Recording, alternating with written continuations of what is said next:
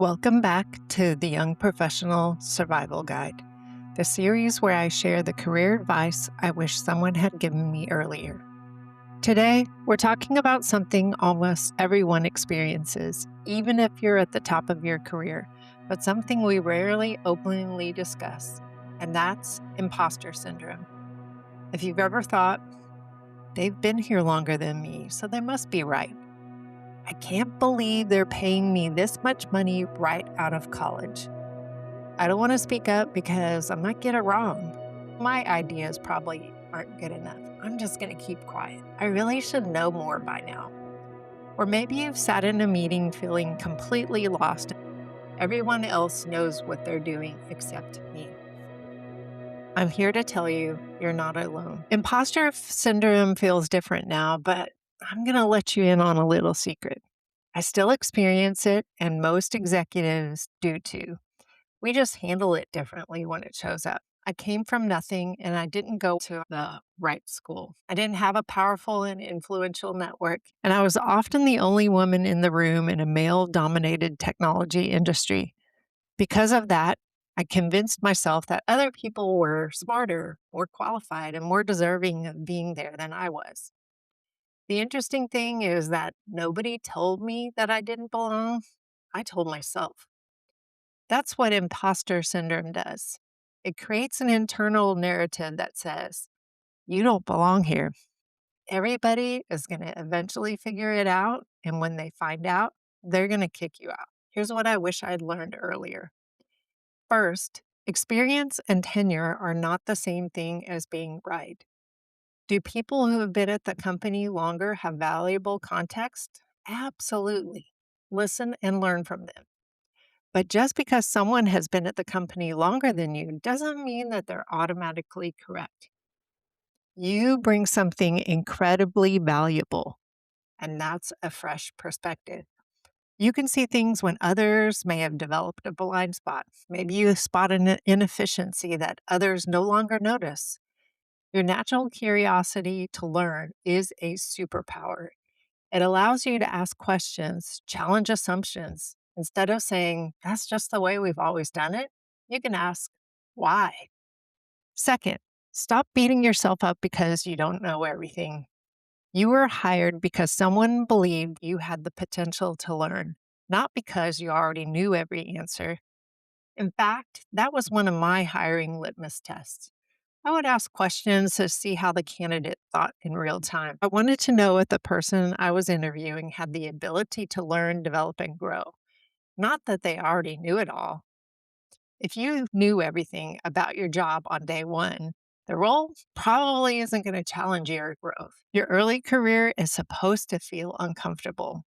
For me, imposter syndrome made me feel like the dumbest person in the room. I would look around at the faces who seemed very confident and think to myself, I have no idea what they're talking about right now. Think about it. Day one, you're learning new systems, navigating office dynamics, understanding industry language, and figuring out how the company operates. That's a lot to take in.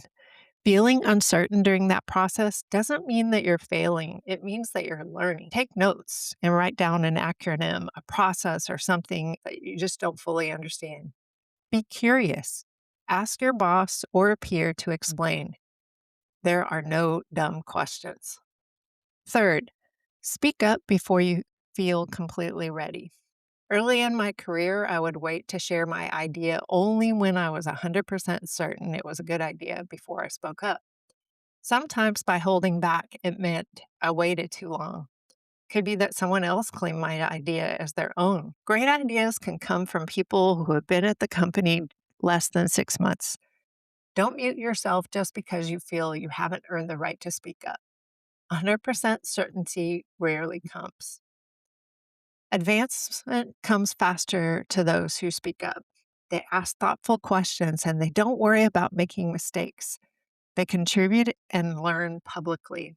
Instead of thinking, what if I say something stupid? Try asking, what if my question helps the entire room? Because chances are, if you're confused, other people will silently breathe a sigh of relief because they are too.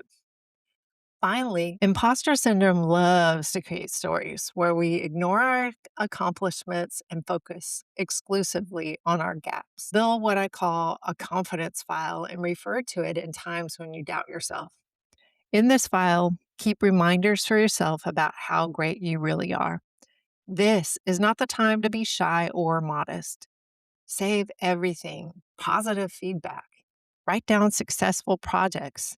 Take snapshots of awards or recognition you've received from leaders, clients, and peers. Track your wins, large and small.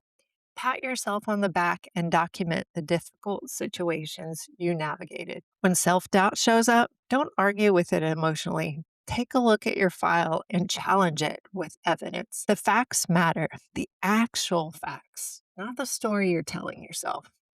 The fact is, you earned your seat. You were hired for a reason and you belong in the room. You don't need to know everything, you just need to keep learning. I'll leave you with this reflection. If you truly trusted that you'd earned your seat at the table, how would you show up differently tomorrow? Thanks for listening to the Young Professional Survival Guide. If this episode resonated with you, share it with a colleague, a recent graduate, or someone just beginning their career journey, because almost everyone feels like an imposter at some point.